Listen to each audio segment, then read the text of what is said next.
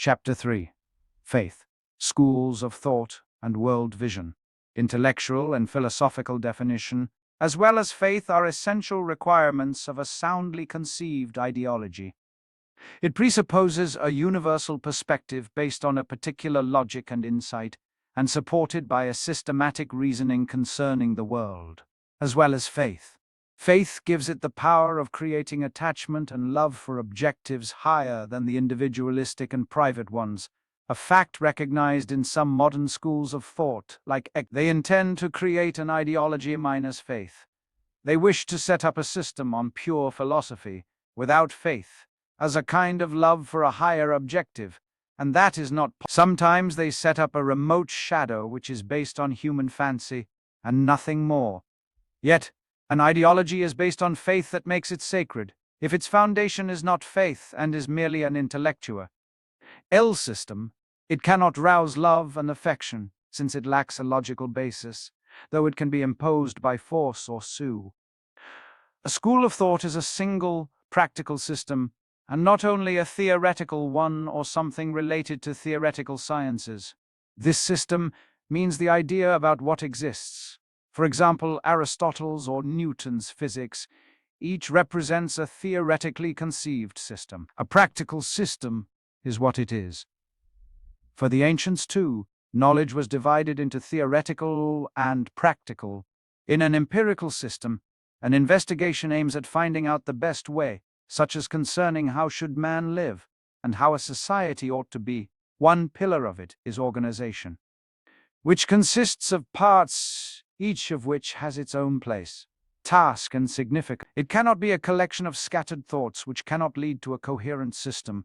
A school of thought is a collection of harmonious ideas related to real life, that is, what it should be and what it should not be. Theoretical thoughts are its basis and spirit. That is why we said every ideology is based on a universal perspective, which, in turn, means viewing the world as it is, as distinct from viewing man as he should be. The spirit of a school of thought must, on one hand, possess vision and evaluation of existence, and on the other, create ideals, that is, not only a philosophical basis but a religious basis.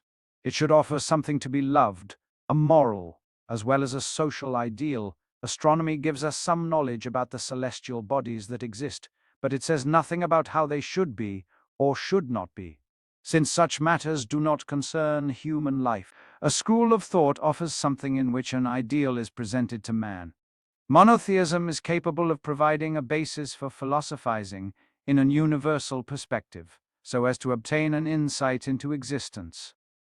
At the same time, it represents the uniqueness of God, as contained in the Quranic expression, "There is no God but God." The ancients divided monotheism into several kinds: monotheism of essence, of attributes, of deeds, and of worship. Monotheism of essence means a belief that God has no equal or partner. Monotheism of attributes means that his essence is not contrary to his attributes, which, in turn, are not contrary to one another. In his unity and wisdom, he possesses all perfections. Monotheism of deeds means also the unity of acts. Monotheism of worship means that he only is worthy of worship and must be worshipped, and this is inherent in the soul of man. The Quran says, "Do you seek other than God's religion, while everything in heaven and on earth is bound to obey him?" 3:83.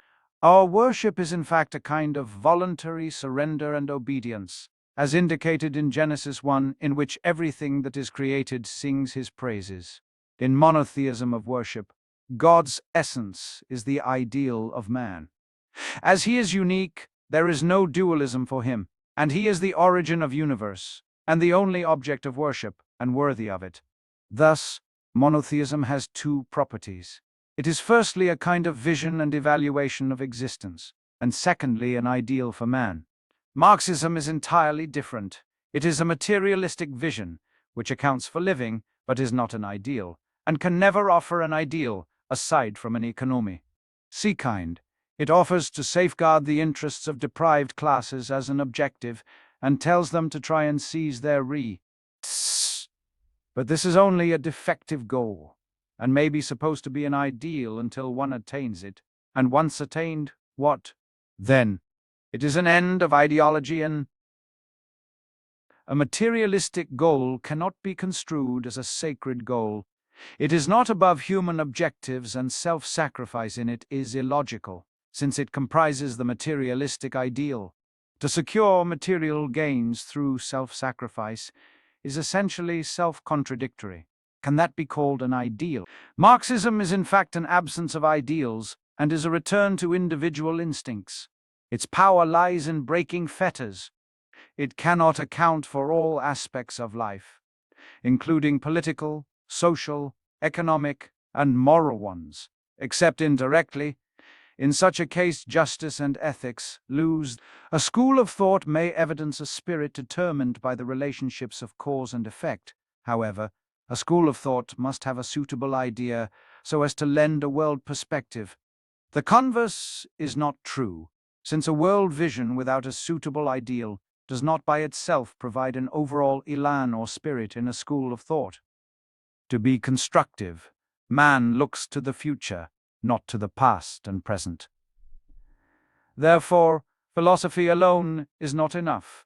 World visions have also another difference with one another. One of them creates an obligation, while another does not. In other words, one of them gives man responsibility. Monotheistic world vision creates a divine obligation. Others, like existentialism, lack a spiritual foundation. A man may say, "I am responsible for myself because I am free," but this kind of freedom does not make sense, since it is unrelated to everything else, thus causing many difficulties. Suppose I am free and ungoverned by any obligation, either environmental or divine. So, as they say, I am responsible for myself, and none else is responsible for me. Does that involve responsibility to others, too? Should I choose something for myself which would be profitable for others also? If they put this responsibility on me, where does it come from? Others are free too, and that absolute freedom has no harmony with responsibility before others. In this kind of freedom they speak of, becoming a model for others is also meaningless. It would mean giving generality to my choice and claim that that choice is not only good for me, but also for others. But others are free too, and no agent can be preferred to one's own will. Moreover, we may agree so far that my choice may be so proper that it would affect and encourage others in their choice.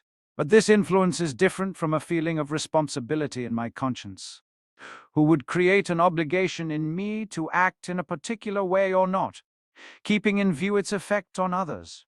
Is there a God to call me to account? You would say, no. Is there a conscience? Again, you would say no. Monotheistic world vision, because of its ability to create ideals, obligation and responsibility, also serves as a guide. It shows the way to attain its goal. It gives joy and encouragement, and promotes in us a spirit of self-sacrifice. Above all, as Tabatabai, the great scholar, has said, it can be an element consisting of all the elements of teachings. The principle of monotheism is like water which saturates the roots of all thoughts, or like blood which carries the food to all parts of the body, or like a spirit which gives life and dynamism to a school of thought.